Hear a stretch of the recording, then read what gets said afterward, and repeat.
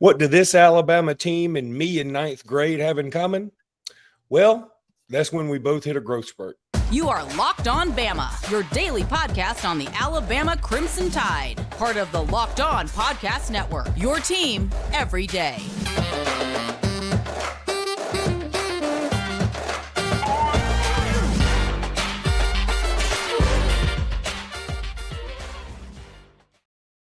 Hey, everybody, and welcome back into Locked On Bama. Luke Robinson, that's me. Jimmy Stein, that's him. I'm still fired up, Jimmy. I told you just that second, college football finals coming on, and we said, well, we're going to go ahead and do it. So I got to pause it because I still want to watch it live. I'm watching all these highlights again as they're coming on. I know I could rewind it and watch the game anytime I want to or go to any highlights, but, man, I'm so pumped again. And this is what I was talking about, guys. This is what I was talking about when I said this game is giving me some nostalgia in the sense that, look, I know it's been fun. The Joyless Murder Ball thing is fun. That's what we do. We love it. We've enjoyed 16 years of it. I'm right there with you. But there's something about not knowing if you're going to win and then winning, and then you're just so excited. I mean, it's been a minute since we've had a game like that. So this is very reminiscent to me of something like really any Gene Stallings game when I was in college, or Alabama, Florida, 2005, even though we whipped the heck out of them, or LSU, Bama, 1998. At that game when we beat LSU in Baton Rouge, and we'd have an onside kick and a bunch of funky stuff happening. I'm still giddy. I woke up and I'm like, I can't believe we won that game. It's a great feeling, Jimmy. Well, yeah, and I'm really excited about what's to come. Because that's whenever you win a big game like this, then you can see, wow, we just earned bigger games. You know, that game was big because it's on the road. We're only a 2-point favorite, I think, at kick, which in Alabama speak means we were sort of like a huge underdog, frankly. I mean, Alabama 2-point favorite sort of means like that's everybody else's 9-point underdog game. And Alabama won. Now you've earned the right for remaining games to be bigger. The LSU game bigger. I mean, in terms of winning the West, Tennessee game probably bigger. Auburn at the end, a week before the SEC championship game. You want to go into the SEC championship game, Luke. I think now a goal or a hope, because we're dependent a little bit on outcomes of other games. Now you're hoping, Luke, that you go to Atlanta, assuming that happens, because there's 5 big SEC games left. But assuming that happens, now there's a hope that's legitimate that you go to Atlanta with the idea that if you win in Atlanta, you make the playoff. Okay. I don't think there's any question. If you win out, you're in. I mean, 100%. I don't care what all this other stuff is, because you played Texas, you played a good A&M team, you played a ranked Ole Miss, you will have played a good LSU team. You would have beaten a Georgia, So yeah, Alabama's getting in with one loss. We certainly know that. Probably, or I would say, I'm going to use the term almost certainly, almost. But this is a weird year. It's early. There's a lot of losing left to do. But we got undefeated ACC teams. We got undefeated Pac-12 teams. We got undefeated Big Ten teams, and we got undefeated Big 12 teams. So right now, I mean, you have to assume, again, almost certainly.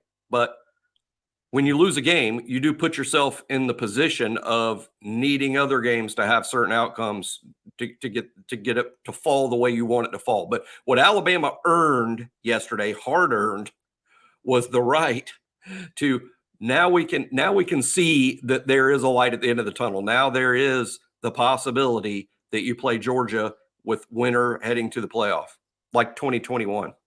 Sort of like it's already an expanded playoff, to be honest. But anywho, a little bit. Yeah, it'd be a quarterfinal. It'd be a quarterfinal. So let's talk about the growth of this team. Avery Johnson used to very famously say, "This is a tale of two halves," and I think that this game was sort of that. There was one spark in the first half. Of course, Jalen Rose passed to Isaiah Bond. Isaiah Bond was so freaking open that they almost boofed the connection. I mean, Isaiah Bond sort of got his feet tangled up. The pass wasn't 100% perfect, but it worked out, right? But the second half, I mean, it's like Milroe came out and the defense came out and said, okay, we're going to do our thing. Now, the rest of y'all, please get on board. And I think for the most part, They did. I think most everybody stepped their game up a notch in the second half. Now, the running game never got going, and that's a mystery a little bit. Let's say this. Texas A&M's defensive line is full of NFL dudes. They're not giving the production necessarily or giving the intimidation, and don't have the reputation of, say, some Alabama defensive lines in the early 2010s. They don't have that rep because Texas A&M isn't like Alabama was. So I think if Texas A&M were winning, the first thing you want to do is diagnose, why are they winning so much? Oh, their defense is awesome. It's sparked mostly by the defensive line. If A&M were winning, I think people would say, oh my God, these guys are fools. I mean, they're crazy good.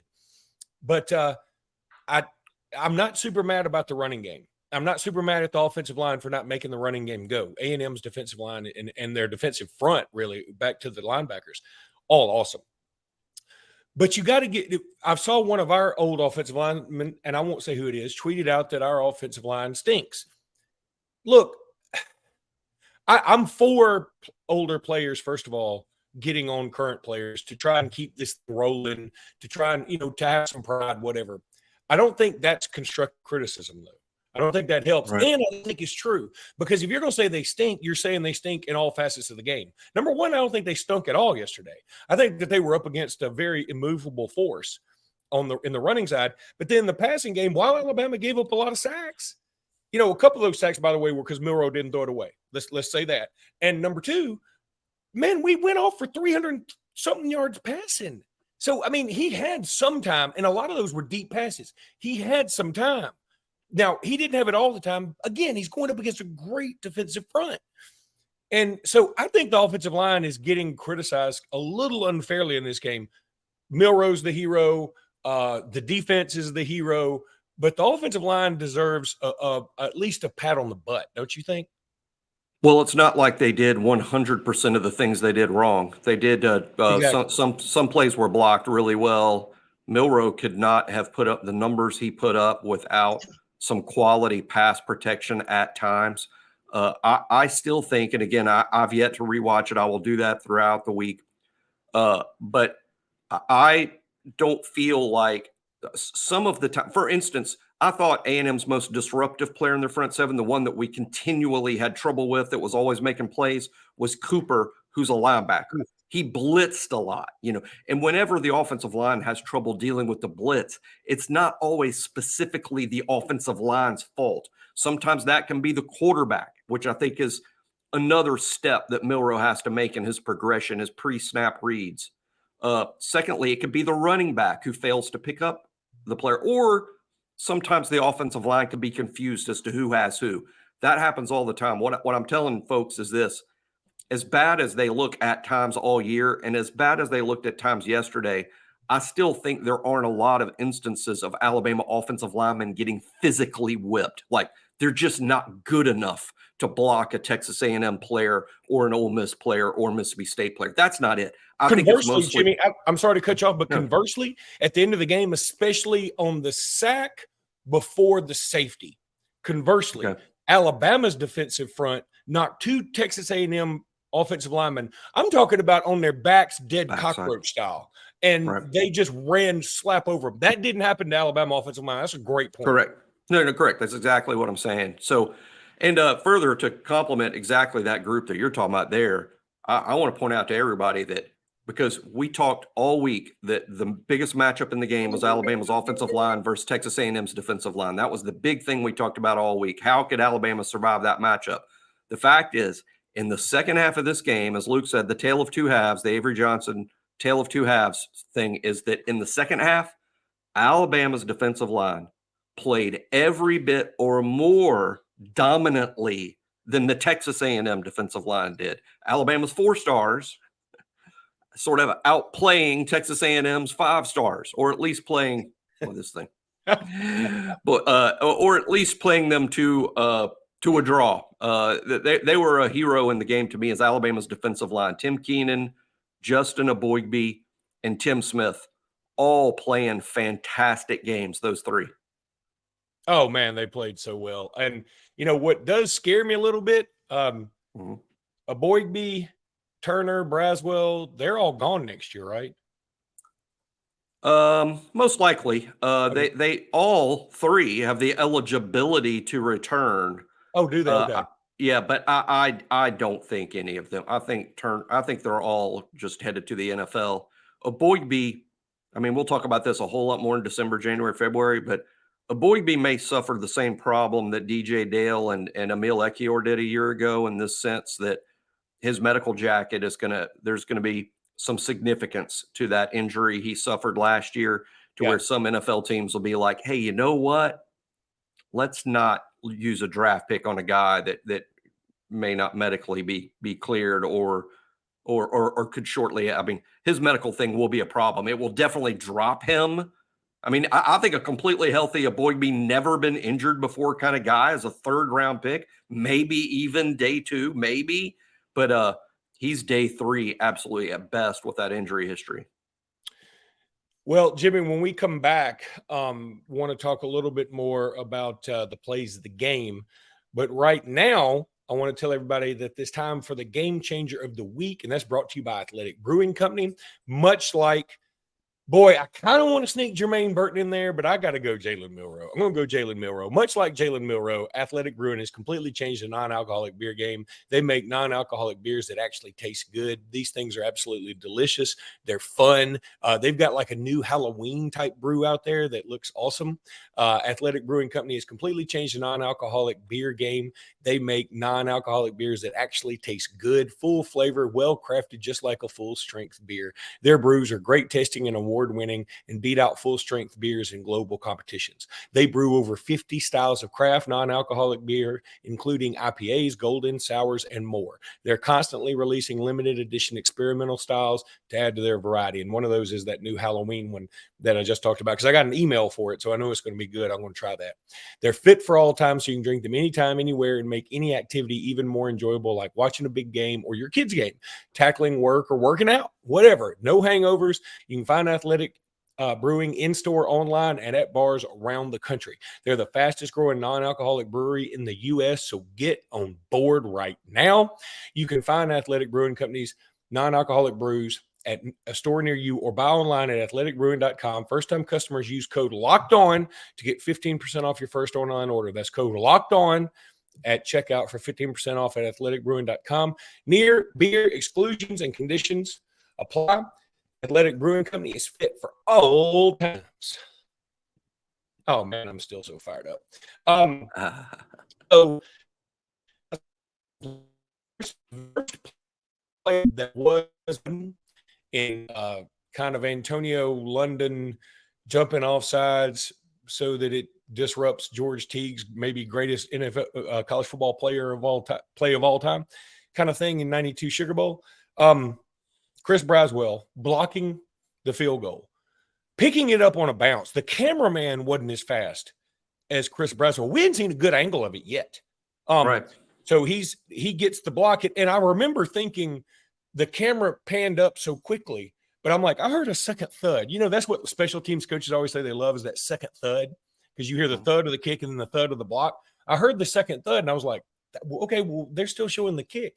Well, then Alabama's taking it back the other way. Chris Braswell picked it on a one hop. The officials wrongly, criminally, sadly, disgustingly called a blindside block. Just a heinous, horrendous, terrible call that just no place for that in college athletics. I'm sorry. People may think I'm going overboard with this. That was stupid. It's against the spirit of the rule. This ain't even, like, there was a call later where I think maybe a Boygby or maybe Otis, I can't remember, actually like put their hand on the helmet, like trying to block the pass, kind of got their hand on the helmet of Max Johnson, and it didn't hurt him, but it's considered, you know, hands to the help, roughing the passer or whatever it is, illegal use of hands, whatever it is. And I get that. That's okay. It's not really, it didn't hurt him, but you're trying to keep players from hitting quarterbacks, especially in the helmet. I get that. What that call was awful. It's reprimandable to me. I don't know why the SEC officiating office can't reprimand that guy. It was potentially very game changing, and not in a way that like you're like, oh, you could have called pass interference there. No, it on a play like late in the game like Tennessee, that call was also bogus. We all know this, but pass interference is kind of subjective. This shouldn't be subjective. That was clearly not something that should be called. And I'm so mad about it. It robbed Briswell of 2 games in a row with a touchdown, by the way. He should be pissed. But whatever. That was a huge play. Alabama did get the ball back, and A&M didn't get any closer to Alabama. Yeah, it didn't change the outcome, but that play could have easily changed the outcome of the entire game. It really, Alabama had pretty much, if that's a touchdown when it should have been, the game may have been in essence over at that point. But because it wasn't ruled a touchdown, and that could have easily changed the whole outcome in Texas A&M's favor. I'm 100% with Luke. It never should have been called. It's not the spirit of the rule. To me, it was sort of like, well, the police, they have a guy they want to arrest and they're looking for a reason to arrest him. And then they find, by searching on video, they find, here, we can arrest him for jaywalking. He crossed against a light, and that is against the law. So let's arrest him. Fact is, though, actually, he started crossing the intersection while he was allowed to. It was just like he only made it halfway across because he mistimed his walk. So he didn't actually do what they should never have arrested him for. They should never arrest him for it in the first place. I'm not sure it was actually a blindside block. It was arguably maybe, but as I've pointed out on Twitter or whatever we're calling it now this morning, the player did not even fall down. That's why you have blindside block. That's why it can lead to. I'll tell you why, because we've been guilty of this before. Before it was a rule, what Quentin Dial did to Aaron Murray, I think it was way back in 2012. 2012. That shouldn't be part of college football. And I'm not taking a shot at Quentin Dial, and I'm not taking a shot at Alabama.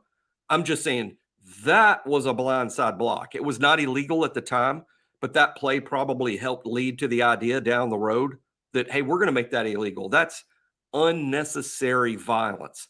And I get that. So in today's world, Quentin Dial would be called for that. And as far as I'm concerned, ejected, that would be fine too. I'm not here to talk about that hit, but I'm just bringing it up as that's why we don't have this hit. The Dallas Turner play was not even a third cousin to that hit. It wasn't. The violence was G-rated Disney, not Quentin Tarantino in Pulp Fiction meets The Hateful Eight. I mean, here's the thing, Jimmy. If you don't make that call, okay? If you don't make that call, I think Alabama fans don't complain about all the other calls Alabama got against them that game, because we're like, look, a lot of them were false starts and legit. I mean, some of them you could have said maybe A&M was clapping or simulating the snap or whatever they do. Because I saw that call a lot, by the way, where this delay game or false start on the defense. I'd never seen that before, but when they simulate snap. But I saw it like 4 or 5 times across. But because you make that call, you bring extra scrutiny on yourself across the board. If you don't make that stupid, ill-informed, terrible call, you probably don't even you're probably like, hey, y'all called a decent game. But now, because you made such a moronic call, I think you set yourself up to, as an official, to be like scrutinized the rest of the game and be like, okay, next time, buddy, you know what game you get to do? Vandy Army. That's what you get to do. You get to do the 9:00 Vandy Army game on Hallmark, and we're going to pay you $1,500 less, or whatever you do. Because that guy, whoever made that call, I mean, I'm all for scrutinizing his whole bank account. There's something wrong with that man. There's something wrong with that call. You make a great point about how, hey, look, if the flag's never thrown, is A&M complaining today? Is A&M like, there was a blindside block on that? Did you see? I think what A&M might have said was, hey, was that a block in the back? And then they rewind it and they watch it real slow and see it wasn't a block in the back, and they're like, oh, well, I guess it's nothing. Yeah. So A&M wouldn't even be complaining if that flag had never been thrown, because again, it was probably not even a blindside block. But if that, it just wasn't violent enough. The point of the rule is to legislate violence, unnecessary violence, out of the game, which is laudable and a good idea. I'm not saying we shouldn't have the rule. I'm just saying that ain't it. Yeah, that's exactly right. That we're saying the same thing, because I'm with you on the Quentin Dial thing, because there'll be some people going, what about Quentin Dial back in 2012? Yeah. I don't know. Why is it whenever we talk about what other people say, we always give them this voice? What on about that? Because that's what they are. That's how everyone else sounds in the world but me and you. So, well, what about Quentin Dial? Well, first of all, that rule wasn't in place then. Correct. And secondly, we admit, okay, that didn't need to be in the game. Now, we'd also admit that coaches throughout time until that point had always said, when you get a chance to lay out the quarterback, you lay out the quarterback. When you get a chance to put tape on your ear to keep your earphone in, you put tape on your ear to keep your earphone in. That's what I tell Jimmy every time before this podcast. Well, Dallas Turner keeps hitting me. Dallas Turner keeps hitting me from behind and knocking it out. You know what? I would argue that his blindside block wouldn't have even knocked that tight end's ear out. And you know who it was? It was Mac Johnson's brother, I think, that got hit, right? I think that's exactly what it was. And yeah, your takes are so hot, my earpiece keeps falling out. That's what it is. All right, when we come back, we're going to talk about some unsung heroes from this game, because there are some of them. There are a lot of as Alabama fans, does any group of fans ever like to talk about unsung heroes more than we do? I know we do. Like, we always talk about, Milroe did this, or even back when, Tua did this and Jerry Jeudy did that, but there's always like some play that we can always find and talk about the unsung heroes. But right now, I need to tell everybody about eBay Motors. You love eBay Motors. I love eBay Motors. Passion, drive, and patience. What brings home the winning trophy is also what keeps your ride or die alive. eBay Motors has everything you need to maintain your vehicle and level it up to peak performance, from superchargers, roof racks, exhaust kits, LED headlights, and more. Whether you're into speed, power, or style, eBay Motors has got you covered, bruh. With over 120 million parts for your number one ride or die, you'll always find exactly what you're looking for. And with eBay Guaranteed Fit, your part is guaranteed to fit for your ride every time, or your money back. Because with eBay Motors, you're burning rubber, you're not burning cash.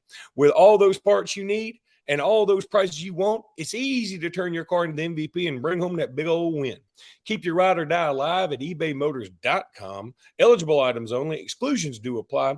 eBay Guaranteed Fit only for U.S. customers. Gosh, I wonder how many non-U.S. customers we have listening. Is there somebody in they probably all speak in that voice. They probably all speak in that voice. They probably all speak in that voice you were talking about earlier. That's what all foreigners sound like. Okay. Let's talk about some unsung heroes. I'm blown away that the first when I put this topic up, when I'm doing this little template, and I put this template up, and the first thing I thought when I typed unsung heroes, the name I thought of was Jamarian Latham. I don't know why, because I looked at his stats, zeros across the board. But I saw there was one play in there. And I'm going to have to go back and find it, where I remember I was watching it with two buddies that were a lot like me, by the way. And they're like, they can be in the game. We're a little bit more analytical. Like, we get excited, but in the game, we're very analytical even. And so it was fun watching with them. But in the game, Jamarian Latham did something. I just don't remember what it is, Jimmy. I remember that's a good play by Jamarian Latham. I can't remember where it is, so I can't wait to rewatch the game and find out where it is. But that's the first name that dropped into my mind when I thought of unsung heroes. Then two others I'll throw out there, and then I'll let you just talk about it. I think Tim Keenan. Now, he may not be an unsung hero, but I think here's the thing. I've heard a lot of people today on message boards, on our podcast, on other podcasts, on TV, talk about, Alabama's defensive front really came to play. Those guys up there, Braswell and Turner and Boydby, they came to play, and they did. There's no doubt about it. They were awesome. Tim Keenan was a man. Tim Keenan got out. He was moving around. He was like a more fit and bowling ballish Terrence Cody to me. He was getting after it. He was pretty quick. He led the team in tackles. Did you know that? He had I did know that, and that's amazing for a defensive tackle, nose guard. You almost never ever see that happen. He had 12 tackles. And I just heard something last night. They were talking about Howard Cross's son for Notre Dame. Right. And they were like, at the time, they said he was I have no idea if this is true. So please don't shoot the messenger. But they said this on the Notre Dame Louisville game because I was like, dang, I wish we had Howard Cross's son. I remember Howard Cross playing at Alabama. I wish we had his son. They said Howard Cross is the only defensive lineman to record double-digit tackles. Only defensive lineman, like true interior lineman, to record double-digit tackles this year. That sounds weird, like in Division I. That sounds weird, or maybe they meant. I'm not shocked at that. I mean, that's surprising because there's so many games played. Right. But it just shows how rare and crazy it is that any down interior lineman would have double-digit tackles. Keenan had 12. He had 8. Combined 8. What do you 8 total? Oh no, he didn't have 12. Sorry, I screwed that up. He had 8 total. He had 8. Close. He had 8. I thought he had 12. Very close to double digits. I got two unsung here. I got 2 unsung heroes quickly. One is Malachi Moore was hurt and injured very early in the game. When that happens, we have to do a little musical chairs on the back end. But the end result of Malachi Moore being hurt meant that for well over a half, if not 3/4 of the game, Trey Amos played corner, and Trey Amos played corner, meaning he had to defend in one-on-one coverage often. Evan Stewart, Moose Muhammad, Noah Thomas, and he gave up virtually nothing. And you would know this is the way football works. By the way, for those, I know everybody that listens to this show knows how football works. But when Malachi Moore comes out and we got to put in a corner that doesn't normally play, the offensive coordinator is up in the booth screaming, "We got to go after 9. We're going after 9. 9 is who we're going after." Because what's your other option? The other corner is Kool-Aid. Okay, why on earth would you ever attack Kool-Aid's corner when you have Trey Amos? Now I get, hey, when it's Kool-Aid and Terrion, it's kind of pick your poison, right? But Terrion's got to switch inside and play star when Malachi's out. That meant Trey Amos was on the corner. You might not have seen him every snap, but he was out there. And the reason you didn't see him is because he was getting his guy covered. So he didn't have a big stat line either, no interceptions, anything like that. But Trey Amos playing almost 3/4 of the game for Malachi and having to play cornerback against an outstanding core of wide receivers, that makes him an unsung hero. And one more, and I had a really good one. Oh, yeah, Jase. We didn't run the ball well at all. Not at all. And it's a little bit of what we need to work on this week is we've got to run the ball better or we're not going to get to Georgia 11-1. We've got to run the ball better. But Jase, who was part of not running the ball well, the catch that he made to extend the final possession helped save the game because that was just a fantastic play to catch the ball and to not be down and to give us an extra set of downs. That was just awesome. And secondly, there were a couple of times when I specifically saw Jase pick up a blitz that allowed Jalen Milroe to complete his big plays because we had several plays we completed downfield that were great throws that never would have happened if Jase didn't properly pick up the blitzer and get him blocked. We've struggled with that some this year. Oh, yeah. Jase did a pretty good job, at least on a few passes that I specifically saw where I was like, oh, great job, Jase, in terms of picking up a blitzer. So those are 2 unsung heroes to me of the game, Jase and Trey Amos. Great call on Jase and the blitz pickup because I meant to talk about that because the guys I was with are like me. We're in the Justice Haynes fan club. We want to see more Justice Haynes. I'm not sure this is the game we needed Justice Haynes out there trying to pick up blitzes because they were coming. They were coming all the time, and we couldn't run. Exactly. And I don't think Justice Haynes may have gotten a few extra yards. Justice Haynes wasn't going to break one because I'm not sure Herschel Walker would have broken one. So what we needed was a dude that could pick up the blitz, and Jase did that beautifully on a few times. And then I've decided, I slept on this. I thought about it last night, and I said, I'm going to sleep on it before I make my call. I choose to believe Jase juggled that ball on purpose. I choose to believe that. You will not convince me differently. That was smart football, as we all say here in the business. And I think Jase definitely meant to do that. And I'll tell you what, here's the other thing. Can you imagine? What if Jase drops it? Okay, first of all, it was a bad pass. Because it was a bad pass because he was under duress. What if Jase drops it? Then the clock stops. What if Jase just catches it and falls down? Okay, the clock keeps going, but obviously we don't get the first down. I mean, they have a shot. And the way things are going, who knows? Those two things make me want, or what if it was picked off? Because, by the way, he was under duress, bad pass. There could have easily been somebody over there because they were coming. The fact that Jase did what he did takes a lot of heat off of Tommy Rees. Tommy Rees called a pretty good game.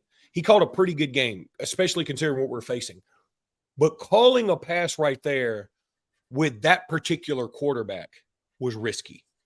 I love Jalen Milroe. He's growing, like we said, but calling that particular play in that moment was very risky, but it worked out. Oh, no doubt. So, all right, that's going to do it for today's podcast, man. Thank y'all for listening. Look, go sign up here for our subtext. Go to joinsubtext.com/LockedOnBama. It's only like $4.99 a month, and Jimmy texts a lot, and I text some, and Jimmy does a marvelous job with that. So go sign up, please. Please. I'll put it up there again and beg you. Joinsubtext.com/LockedOnBama. You know, you can't.